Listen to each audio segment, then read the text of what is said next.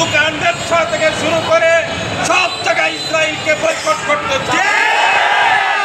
প্রধানকে জানিয়ে দিতে চাই, সারা পৃথিবীর মুসলমানরা যেভাবে আজ বিক্ষুব্ধ হয়েছে, যদিও বিলম্বে ইসরায়েলের বিরুদ্ধে কার্যকর পদক্ষেপ না করে আমরা আরো শক্ত ভূমিকা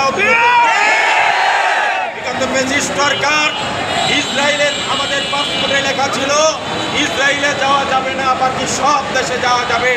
সেখানে অ্যাকসেপ্ট ইসরায়েল কথাটা লিখেছিল। বিগত ফ্যাসিস্ট সরকার সম্পূর্ণ ইসরায়েলের পদে আঘাত করে অ্যাকসেপ্ট ইসরায়েল কথাটাকে উঠিয়ে দিয়ে তাদের দেশে যাওয়া এবং তাদেরকে সমর্থন জুগিয়েছিল। বর্তমানে এই কথাটা আছে। বর্তমান সরকারকে জানিয়ে দিতে চাই, ইসরায়েলকে বয়কট করেছি, করব, এদের দেশে যাওয়ার এবং সমর্থন দেওয়ার কোনো সুযোগ নেই।